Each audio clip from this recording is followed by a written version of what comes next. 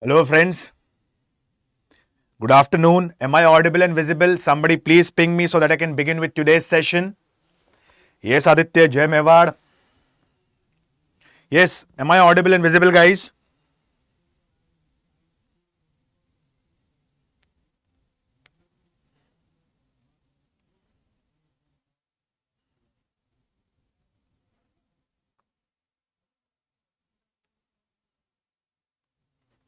Yes, guys, somebody please ping me so that I can begin with today's session.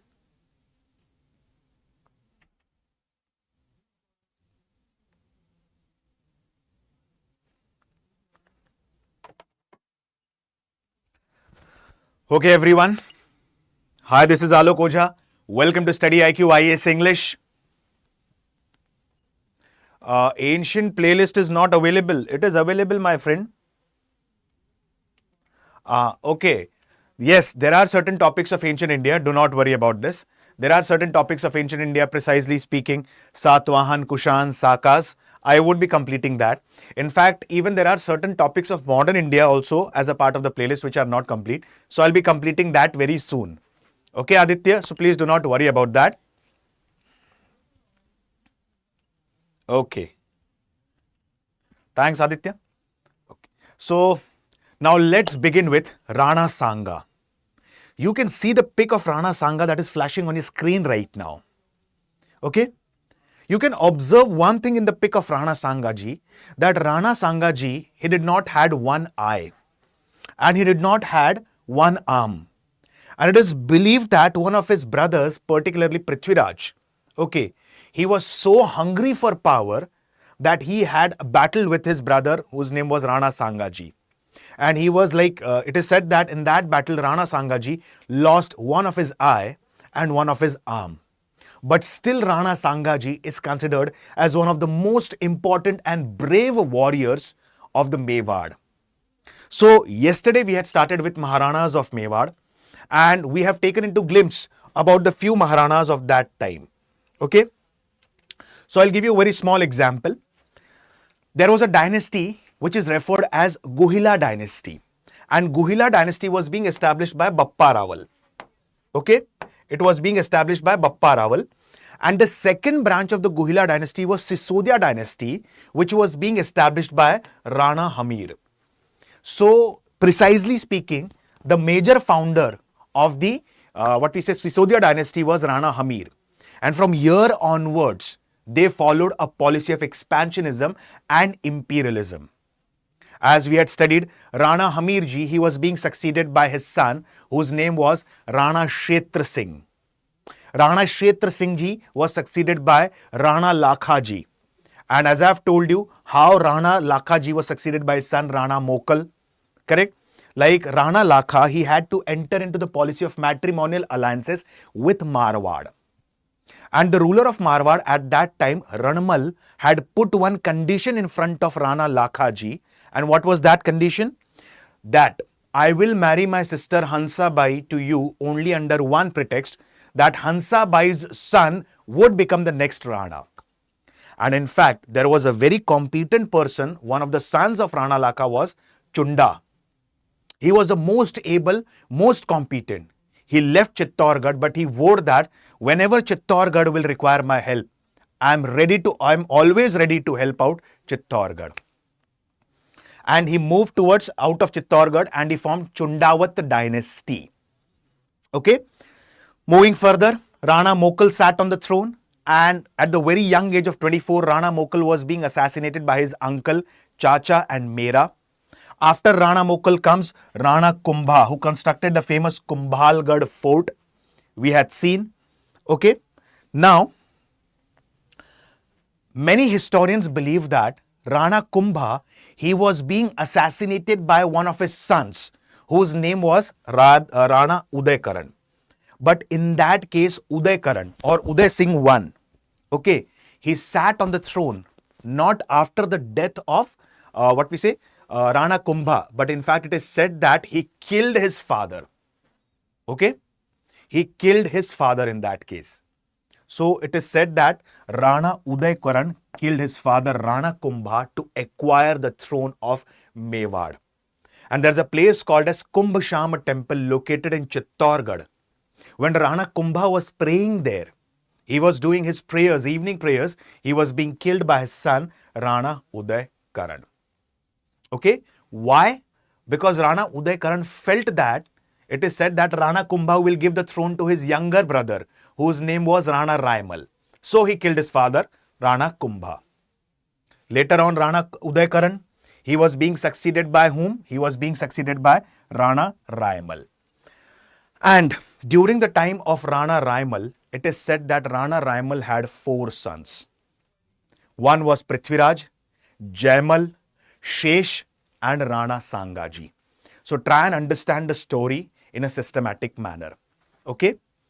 After Rana Kumbha, who came to power? Rana Uday Karan, Uday Singh I. He came to power by killing his own father. After him comes to power his, younger brother and the younger son of Rana Kumbha, whose name was Rana Raimal. Rana Raimal had specifically 4 sons: Prithviraj, Jaimal, Shesh, and Rana Sanga.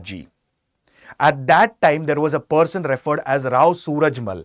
He had conquered the region of Sadri. He had conquered the town of Sadri, which was located quite close to Chittorgarh. And it is said that Prithviraj, one of the sons of whom? Rana Raimal, he defeated Surajmal in the Battle of Sadri. Okay, and acquired the town of Sadri. This person, Surajmal, he fled away to the region of Pratapgarh. And now let's come to Rana Sanga. Hope you understood the part still here. Is there any query, any doubt, any question? Please let me know. Yes, Nivedita, good afternoon. Yes, Rishiji, good afternoon. Hope you understood this part. So, first was, yes, we have seen Bappa Rawal followed by Rana Hamir, Kshetra Singh, Rana Lakha, Rana Mokal, Rana Kumbha, Rana Uday Karan Singh, and Rana Raimal. And now comes one of the most important ruler whose name was Rana Sanga. So Rana Sanga, he was born in 1482. And Rana Sanga's father's name was Rana Raimal. His mother was a Jhalawar princess. Okay, it's from the neighboring kingdom of Jhalawar. His mother belonged to the region of Jhalawar. Okay. Now, it is said that Rana Raimal had 4 sons. Pratap Singh, Prithviraj Ji, Jaimal, Shesh, and Rana Sanga. Okay. Now, after the death of Rana Raimal, there was a complete chaotic situation. And there was a continuous skirmish, there was a continuous fight between the brothers, particularly of whom? Between the brothers of, among the brothers, that is Prithviraj, Jaimal, Shesh, and Rana Sanga. So Prithviraj, he was so hungry for power that he tried to assassinate, he tried to kill his own brother Rana Sanga ji. And in that case, Prithviraj was being supported by whom? The other 2 brothers. One was, Raimal, and the other one was Jaimal, other was Shesh. So both of them assisted whom? Prithviraj. Okay, please do not get confused. Rana Raimal had 4 sons. Prithviraj, Jaimal, Shesh, and Rana Sanga. After death of Rana Raimal, there began struggle for power between these 4 brothers. The elder brother Prithviraj Ji was so hungry for power that he tried to assassinate, he tried to kill his own brother whose name was Rana Sanga. And in that case, he was being supported by his other true brothers, that is Shesh and Jaimal. It is said that in this battle, Rana Sanga lost one of his eye and he lost one of his arms. But finally, what happened? It is said that he defeated his brothers with the help of loyal soldiers and other Rajput rulers. One among them was particularly Karamchand Pawar from the region of Ajmer.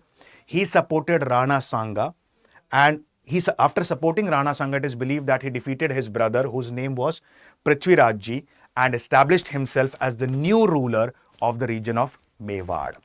So this is how Rana Sanga, he became the new ruler of Mewar. Okay? The books of history, they mention one important thing. Battle of Khanwa. Okay?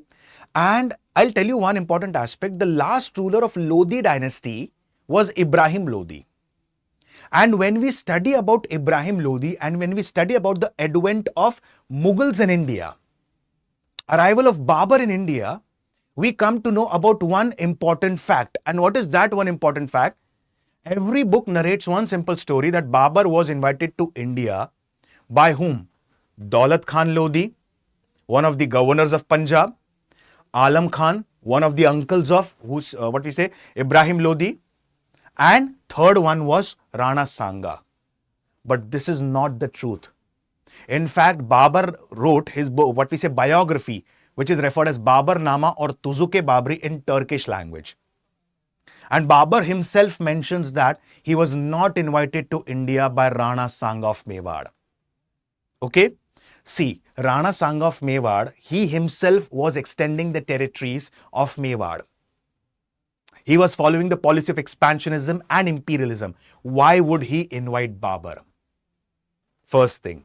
So in that case, it is mentioned that he did not invite Babur. It is mentioned in Tuzuke Babri. Okay? So let's understand about Rana Sanga of Mewar. Is it true that Rana Sanga of Mewar and Babur fought only one battle, that is called as Battle of Khanwa? Prior to this, there was one more battle fought or not? Apart from this, did Rana Sanga of Mewar fight any other battles with Ibrahim Lodi? Let's explore. Now, there were two major battles that was being fought between Rana Sanga of Mewar and Ibrahim Lodi. Guys, we have seen Delhi Sultanate in quite depth and detail. And I've told you about the three important rulers of Lodi dynasty. One ruler was, the founder was Behlol Lodi, who ruled for the longest time, 38 years. He was followed by Nizam Khan, who is also referred as Sikandar Lodi, the most powerful rulers of the entire Lodi dynasty. And he was being succeeded by Ibrahim Lodi. Now, if I talk about Ibrahim Lodi was a very cruel ruler. He used to openly humiliate, he used to openly insult the nobles. Like as I've told you, particularly he had insulted whom? He had insulted Alam Khan, his uncle. He had insulted Dilawar Khan Lodi. He had insulted Daulat Khan Lodi. He had humiliated every one of them. So everyone now wanted to replace the rule of Ibrahim Lodi. And Rana Sanga and Ibrahim Lodi at that time fought two major battles. One was fought in 1517 and the second one was fought in 1519. The first battle that was fought between Rana Sanga and Ibrahim Lodi was Battle of Khatoli. It is in 1517. Okay? Now what is this battle all about and how Ibrahim Lodi lost the battle? Rana Sanga of Mewar, after coming to power, it is said that Mewar at that time, which majorly occupied the region of South Central Rajasthan, such as Pratapgarh, Chittorgarh, Rajsamand, Udaipur. So he was following the policy of imperialism and he was following the policy of expansionism at that time. Many historians do write that during the time of Rana Sanga of Mewar, his territories extended till the western part of UP. And probably now Rana Sanga of Mewar had a plan to capture the region of Agra. Apart from Delhi, the most important second base was Agra. And as I have told you, the city, who laid the foundation of the city of Agra? It was being laid down by Sikandar Lodi. Correct? So Agra was the second most important base of the Lodis. And since the major part of western UP was being occupied by Rana Sanga ji, the next target might be Agra.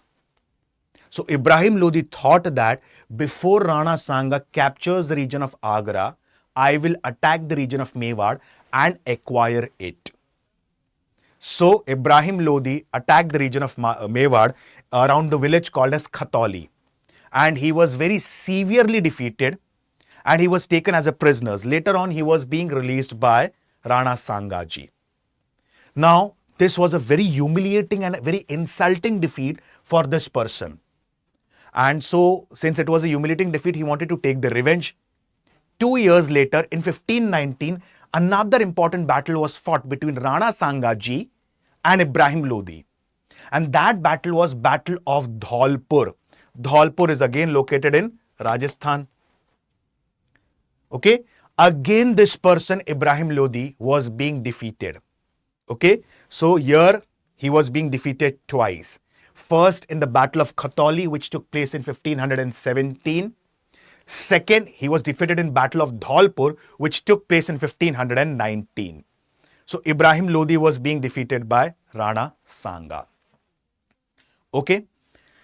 Now Rana Sanga, indirectly, he had war with whom? Muzaffar Shah. Who was Muzaffar Shah? Muzaffar Shah was the ruler of Gujarat Sultanate. Now, why there was a war between, what we say, indirect war, particularly between the Gujarat Sultanate and the, what we say, Rana Sanga ji? There was a reason.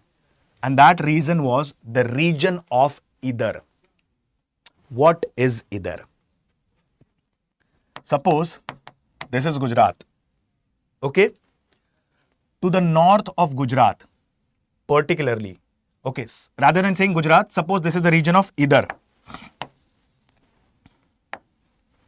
This is the region of Idar. To the north of Idar was Mewar. And to the south of Idar, it was Gujarat Sultanate. And Idar was a small Rajput, what we say, principality. And after the death of the founder of the, what we say, Idar dynasty, what happened? There was war of succession that was being going on.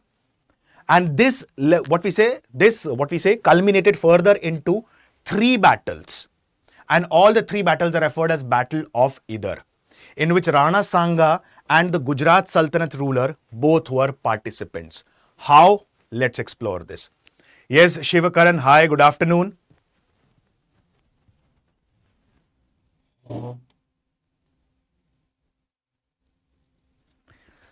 These topics are very important. Like, as I've told you, many of the aspirants have asked me a question on Telegram. Sir, is it necessary to read the Mewar? Is it necessary to read the Gujarat Sultanate, Malwa Sultanate?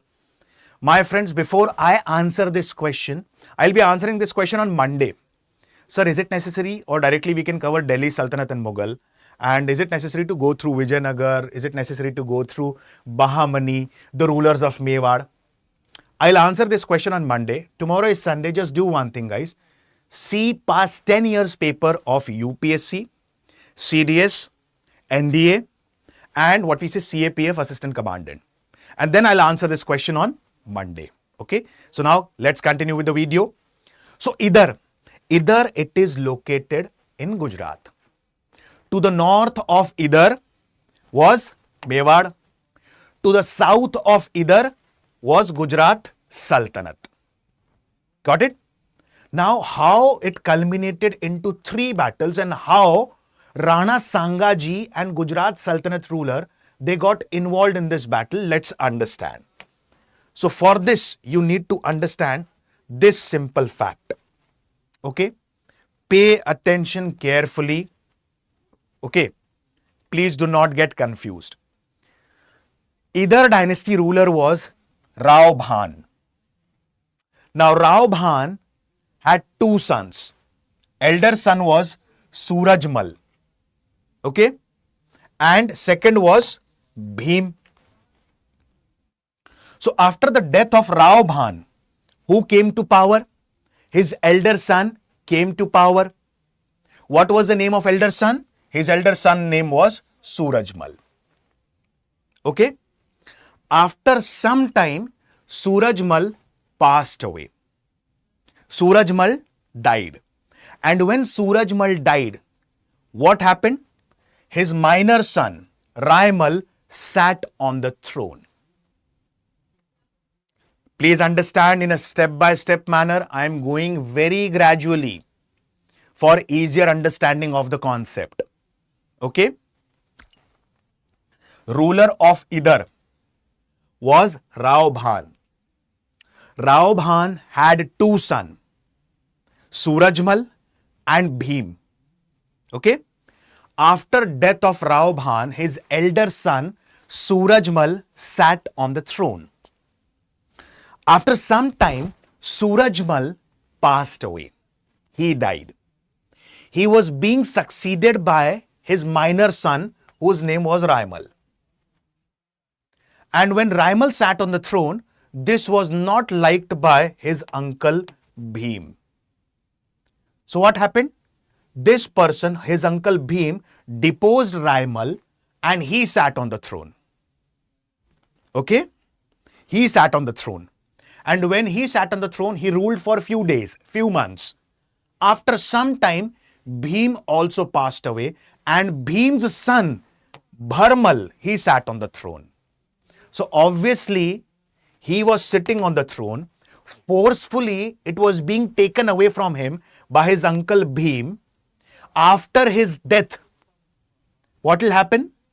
After Bhim's death, his son Bharmal has sat on the throne. So obviously there is going to be battle between two cousin brothers, Raimal and Bharmal. And Raimal was here supported by Rana Sanga and Bharmal was supported by Gujarat Sultanate. So indirectly, Rana Sanga ji and Gujarat Sultanate ruler Muzaffar Shah got involved in the battle. Hope you understood, guys. Please do not get confused. I'll explain the points again.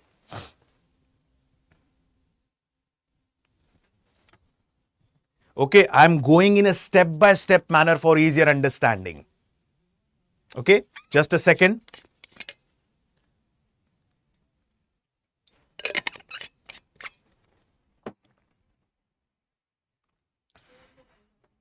As I've told you, Idar dynasty. Idar was a small Rajput principality which ruled in the region of Gujarat. To the north of Idar was Mewar. To the south of Idar was Gujarat Sultanate. Precisely speaking, yes, precisely speaking, Muzaffari the dynasty. Okay? Now let's understand. Idar dynasty's ruler was Rao Bhan. Rao Bhan had two sons, Surajmal and Bhim. After the death of Rao Bhan, his elder son Surajmal sat on the throne. After death of Surajmal, his minor son Raimal sat on the throne. And when Raimal sat on the throne, this was not liked by his uncle named as Bhim. So Raimal was being deposed by Bhim, and Bhim now sat on the throne. Okay? After ruling for few days, after ruling for few months, Bhim passed away. Bhim was succeeded by his son Bharmal. Okay? And when Bharmal sat on the throne, what will happen now? Obviously, there is going to be tussle between two cousin brothers. One was Raimal, second was Bharmal. Raimal was supported by Rana Sanga and Bharmal was being supported by Gujarat Sultanate ruler Muzaffar Shah II. This is how Rana Sanga ji of Mewar and the ruler of Gujarat, they fell in indirect battle with each other. And there were three battles. First battle of Idar, second battle of Idar and third battle of Idar. Okay? Yes, Arjun Malji, good afternoon. So hope you understood till here. Okay? Now let's move further. First battle of Idar. As I have told you, Bhim, he killed Raimal. He sat on the throne, not killed Raimal, he deposed Raimal, he sat on the throne. After his death, his son, Bharmal, sat on the throne. Immediately, what happened? Okay, immediately at that time, the person, Raimal, he approached Rana Sanga of Mewar and he sought help from Rana Sanga of Mewar against his brother, cousin brothers, Bharmal. Rana Sanga of Mewar was now ready to help Raimal.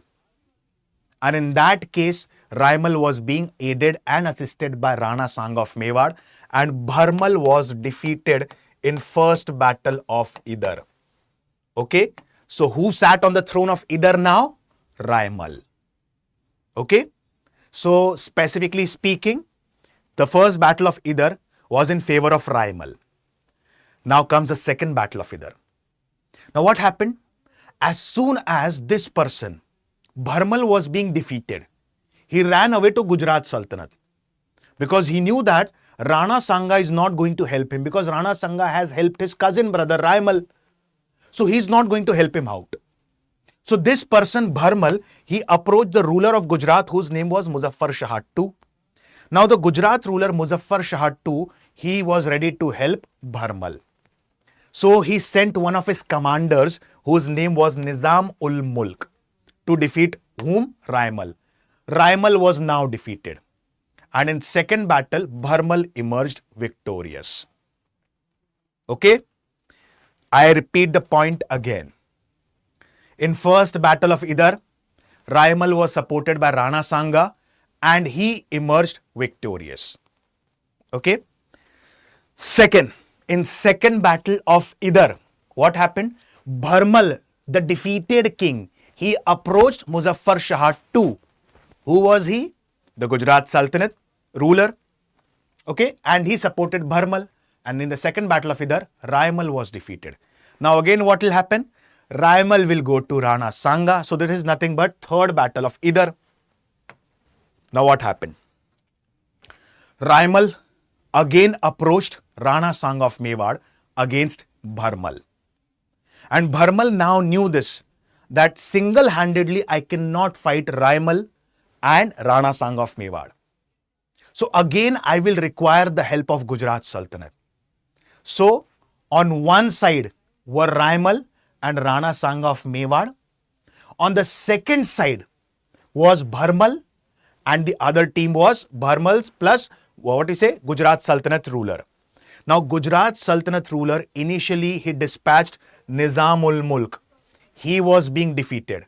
After that he dispatched Nasrat ul Mulk. He was being defeated. So in that case what happened? Finally the ruler of Idar was Raimal, because he was assisted by Rana Sanga of Mewar. Is the Idar part clear? Did you understand how Rana Sanga ji of Mewar got involved into an indirect battle with Gujarat Sultanate? Did you understand the points? Please let me know.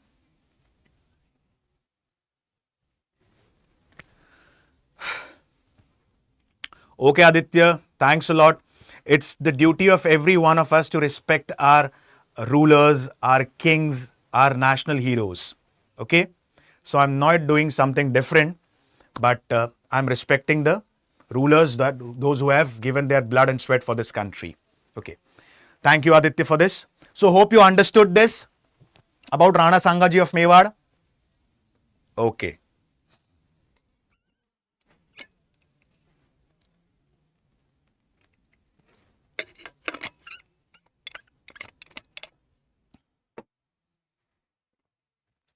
So this was about, we have discussed about Rana Sanga ji of Mewar, how he came to power by defeating his brother Prithviraj. We have discussed two battles, that is battle of Khatoli and battle of Dholpur. Both the battles were fought between Rana Sanga ji and Ibrahim Lodi.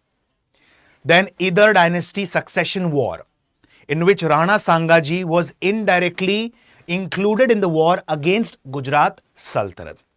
So we have tried to study this in a step-by-step manner. Now let's move on with Battle of Gagron. Okay. Now Battle of Gagron, it was fought in 1519. And I'll give you a very small example. First Battle of Panipat, it was fought in 1526. And the first battle of Panipat was fought between Babur and Ibrahim Lodi. But at that time, particularly speaking, what happens here? Although this Battle of Gagron was fought in 1519. What happened here? Already Babur had major plans to acquire the region of north of India. Okay? Already, although he came in 1526, but still he was having an eye over India from 1512 itself. Okay? So at that time, Rana Sanga of Mewar, he was trying to create alliances with the different Rajput rulers. He was trying to create alliances with the neighboring kingdoms, either through matrimonial alliances policy or through the policy of feudatories and so on. So there was ruler of Malwa whose name was Medini Rao. Particularly, he was a ruler of Chanderi. Okay. So Chanderi region is an extension of Malwa. I've told you many times about the location of Malwa, strategic location of Malwa. Correct? So what happened? Like Malwa, it is located in western part of Madhya Pradesh. Northern part is referred as Chambal and Bundelkhand. Southern part is referred as Nimad. Western part is referred as Malwa. And the extension of Malwa is Chanderi. The ruler of Chanderi was Medini Rai. Or Medini Rao, we can say. Okay. Now what happened? At that time, as I've told you, Rana Sanga ji, he was making alliances. Why? Because he knew that if there is any probable attack by any other Islamic invader at that time, so Rana Sanga ji will have a good alliances with other rulers. So he had made an alliance with Medini Rao ji. Okay. At that time, the Malwa Sultanate ruler was Mahmud Khilji. And Mahmud Khilji did not like this. And he started interfering with Medini Rao. So it was thought by Rana Sanga ji, it is necessary to teach lesson to Mahmud Khilji, the Malwa Sultanate ruler. So it is believed that the Malwa Sultanate ruler was being attacked by Rana Sanga ji, in which he lost the battle. And Rana Sanga ji emerged victorious. Mahmud, he was taken as a prisoner initially and was later on being released. In fact, Mahmud Khilji was so astonished by the bravery and the warriorship qualities of Rana Sanga ji that he gifted him a crown and a belt. Okay? And that crown and belt he had inherited from his ancestors, particularly from the Hosang Shah and so on. So this is nothing but Battle of Gagron, which was fought between Maharana or Rana Sanga ji, and second one was, yes, Mahmud Khilji. So hope you understood in simple words. I'll repeat the point again.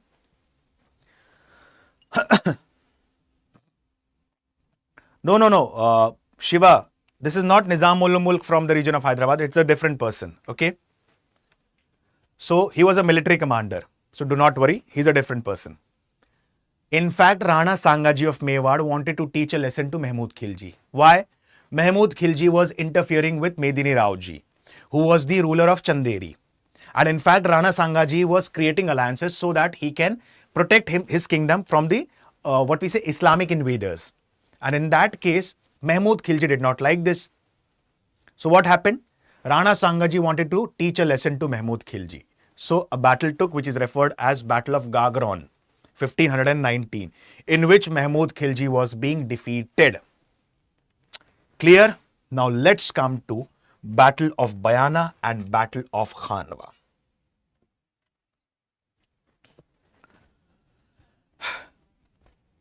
Is it clear? Yes, guys, please somebody answer in the comment section. Is it clear? Do you want me to explain either of the part again? I'll explain that. Is it clear? But I don't want anyone's concepts that are not cleared. So I want everyone's concept to be crystal clear. Clear? Yes, Maharaya Vistas. Good afternoon.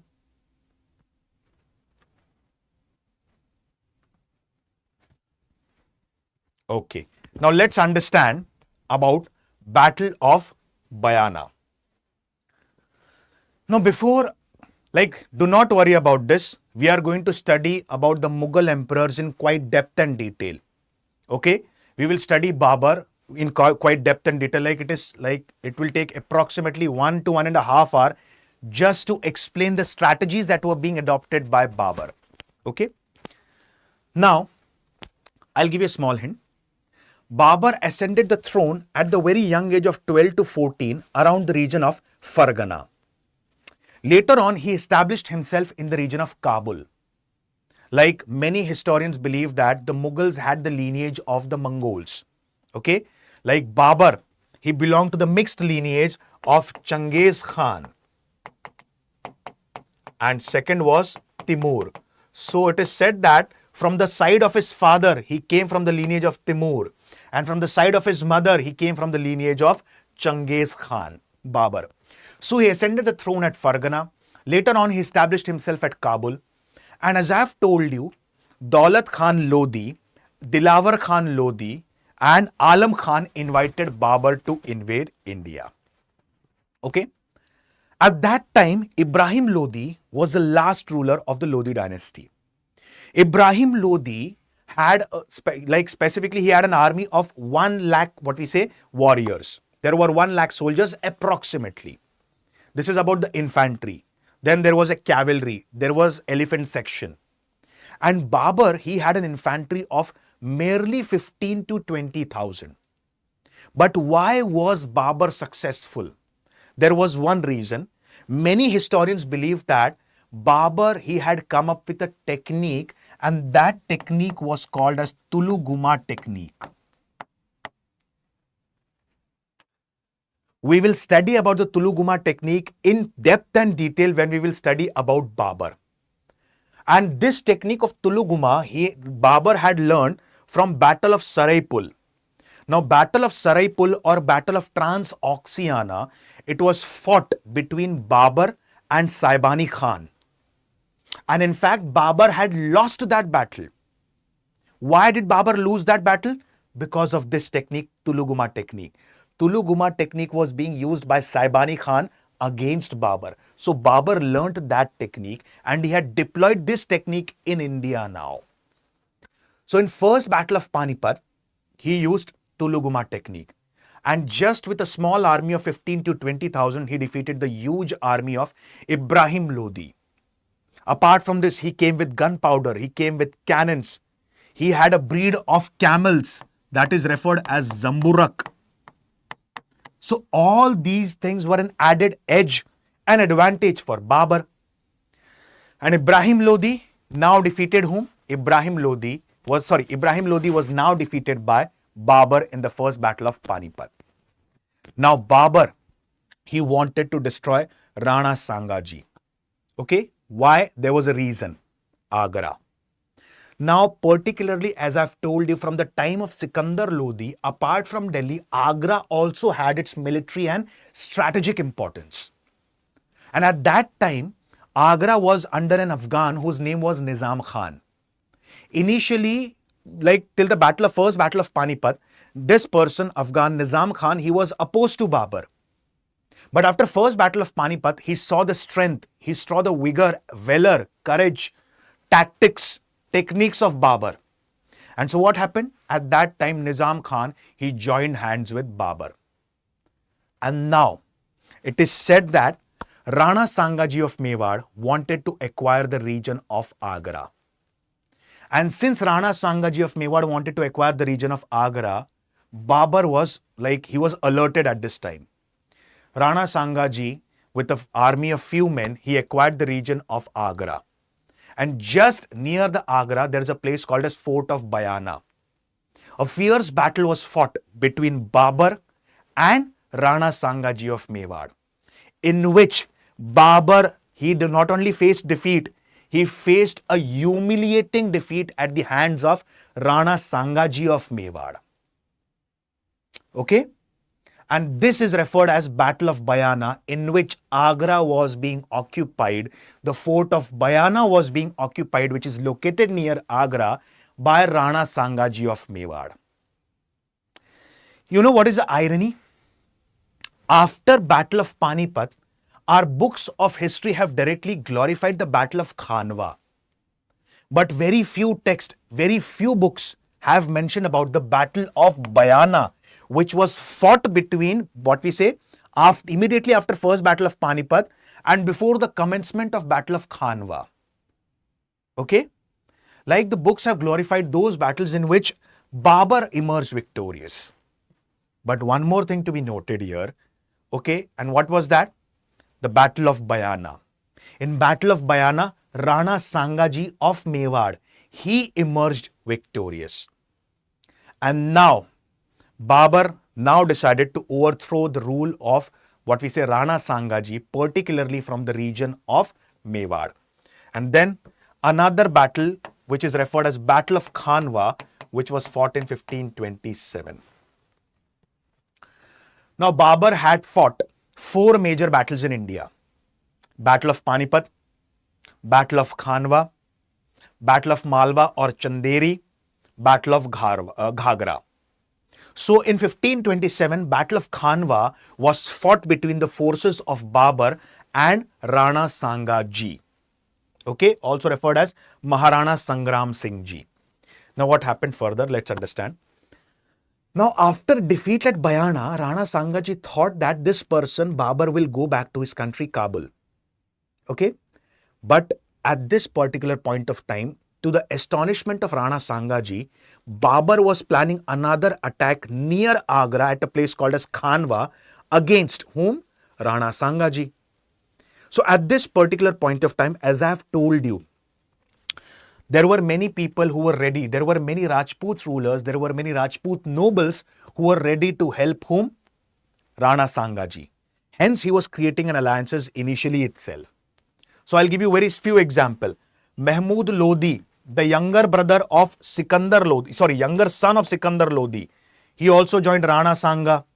Okay, rulers of different places such as Sirohi, Jalore, Dungarpur, what we say, Medini Rai of Chanderi, Amber, they also supported whom? They supported Rana Sanga of Mewar in Battle of Khanwa. Apart from this, there was a Muslim person referred as Hassan Khan Mewati. He also supported Rana Sanga ji of Mewar against Babur. But one of the major point at this was, Babur had taken a vow. And it is said that he asked all the Muslim rulers, rather it be Turkish, Afghans, to support him. And he asked that if I defeat Rana Sanga ji of Mewar in Battle of Khanwa, okay, I will, what we say, remit the Jangha. Jangha was a tax that was imposed on the Muslims. I will give them back. First thing. Secondly, he took a vow that I won't consume alcohol till I defeat the army of Rana Sanga. That was a vow taken by Babur. Now, Rana Sanga ji, he had created huge alliances and he had an army of 1,50,000 approximately. Okay. But what happened, as I've told you, Babur, he was technically, he was strategically and tactically more ahead. How? Zamburak breed of horses, cannons, more focus on cavalrymen in comparison to the elephants. Apart from this, Tuluguma technique through which he defeated Ibrahim Lodi in the first battle of Panipat. And now he had expert, what we say, artillery men like Ustad and Mustafa. Okay, so Ustad Ali and Mustafa, they were expert in artillery, they were expert in firing cannons. Okay, so at this point of time, Rana Sanga ji, he got badly injured in the battlefield.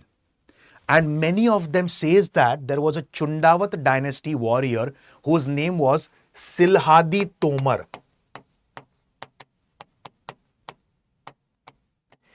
Initially, he had sided with Rana Sanga ji of Mewar, but later on, he betrayed Rana Sanga ji of Mewar and sided with Babur. And hence, Rana Sanga ji of Mewar, he, what we say, was badly injured. And somebody has taken him away from the battlefield.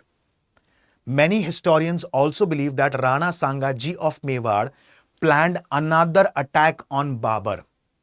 But he was being poisoned by his own men. So historians have a dissenting opinion on this. So this is about one of the major Maharanas of whom? The Mewar region. And that is Rana Sanga ji. Hope you understood about Rana Sanga ji. We will study in quite depth and detail about another important ruler whose name is Maharana Pratap when we'll study Akbar. I'll give you a short synopsis about Maharana Pratap. Because the books of history has glorified Akbar through Battle of Haldi Ghati. And majority of the books have said that Battle of Haldi Ghati was a decisive battle. And they said that Akbar emerged victorious. But is that the truth? That the Battle of Haldi Ghati fought in 1576 was in favor of Akbar? Or was there any other battle fought after this? There was another battle that was fought after this in 1582, Battle of Dever. I'll give you a very small, example about this in short within next 2 to 3 minutes. And in depth, we are going to cover it when we will study the Mughal Empire. Now, Maharana Pratap ji, he also belonged to the Sisodia dynasty. Okay. So, Akbar, he was known for his policy of matrimonial alliances, particularly with the Rajputs. And Akbar had lot many Rajput wives. Okay. He had lot many Rajput wives. So, majority of them accepted the suzerainty of Akbar, except Maharana Pratap ji, who was ruling in the region of Chittorgarh. And at that time, Akbar sent a delegation towards Maharana Pratap ji for 9 times. And on the 10th time, he directly attacked. Every time he used to send delegations to Maharana Pratap ji, he knew one thing. Maharana ji knew one thing, that he is inviting battle with Akbar. And finally, the day came where both the armies, the army of Maharana Pratap ji and Mughal Emperor Akbar, met on the battlefield of Haldi Ghati in 1576. Like Maharana Pratap ji, during the initial part of the battle was quite successful. Why? Because he was being supported by the Bhil tribe. Apart from this, Mughals majorly focused on the elephants, and elephants have one problem. When the elephants are confused, they start trembling down their own men. So, the Mughal army, it was taken into the narrow passes of Haldi Ghati. So, during the initial part of the Battle of Haldi Ghati, battle was in favor of the Rajputs, particularly Maharana Pratap ji. But unfortunately, Chetak, one of the horses of Maharana Pratap ji, got injured. And when he got injured, what happened? Maharana Pratap ji, he came from the back of the horse and he came on the ground. This was seen as an opportunity by Man Singh and he attacked whom? Maharana Pratap ji. So immediately Maharana Pratap ji sat on the back of his horse Chetak. He started running in the opposite direction. The horse crossed the 7-foot river Kiran and he landed on the other side of the battlefield. The books of history have mentioned directly one thing, that here Battle of Haldi Ghati is a decisive battle in the favor of Akbar. But is this a decisive battle? There is no outcome of this. Correct? It's an indecisive battle. In fact, Battle of Dever, which was fought in 1582, was a decisive battle. Because after Battle of Haldi Ghati, it is said that around the region of Chittor, specifically, it is said that for the next 6 years, Maharana Pratap ji gathered the Bhils. He was assisted financially, he was assisted, monetarily by his minister whose name was Bahama Shah. And by then, Mughals had acquired 38 regions or territories around Chittorgarh.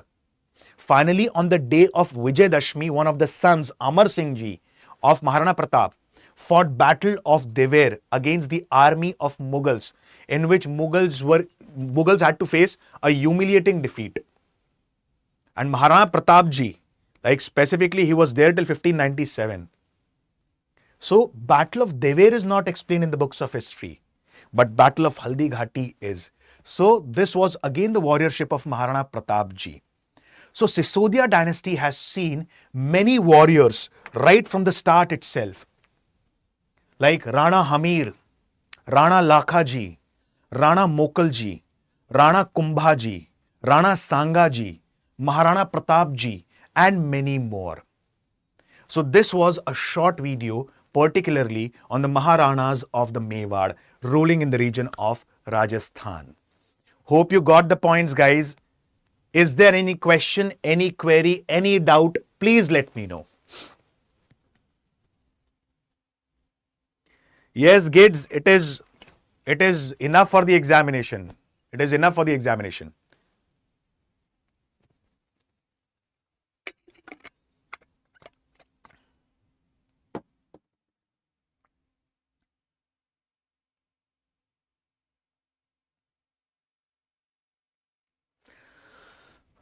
Yes, as I have told you, Aditya, there are few lessons left, particularly in the Gupta Empire, after Gupta Empire. So I would be covering that as well. Okay, medieval Indian history. I'm telling you one thing. Okay, many of the aspirants in the start of the session itself, I have told you, many of the aspirants, they have majorly focused on Delhi Sultanate, Bhakti movement and Sufi movement, and they are skipping the part of regional kingdoms. Okay, please do not do this mistake. See, I'm not saying that these kingdoms will come in the examination, but it is our duty to understand everything in a systematic fashion. So do not skip the part of Malwa Sultanate, Gujarat Sultanate, okay, and the what we say Maharanas of Mewar. Monday and Tuesday I will be coming up with Vijayanagar and Bahmani Kingdom, and then I will start with Mughals. Okay. Tomorrow is the last day for the July month batch, and the admissions are closing tomorrow itself. So the fees is quite affordable and pocket friendly. It is 9,999. Okay. And the batch is solely in English medium, which will cater to the needs particularly from the students of South India and Northeast. So to avail the benefits of these batches, you can use the code Alok Live, which is flashing on your screen. And many a times I have told you about these batches. Okay. Like particularly 1,000 live plus recorded classes, 1,000 hours, proper answer writing, 75 plus prelims test series, 12 plus mains test series, proper focus on current affairs, proper focus on CSAT. Okay. Apart from this, proper answer writing practice. So all these things are being covered as a part of Resolution GS Foundation batch. And the prices, as I've told you, are quite affordable in comparison to the hefty fees. Prices are 9,999. Okay, guys. So this, you can use the code Alok Live, which is flashing on the screen. Apart from this, if you have any query, if you have any question, you can, call on the number 924-023-1070. Okay, guys. With this, I'll stop my session. We'll see you guys on Monday. Please keep on revising the concepts. Yes, you have a question, Aditya. Okay, since like you have taken certain lectures previously and certain lectures are not available on the playlist right now. Okay, you mean to say that, Aditya? Okay, so do not worry about this. I'll confirm this with the team. Okay. So guys, I'll stop my words for the day. Okay.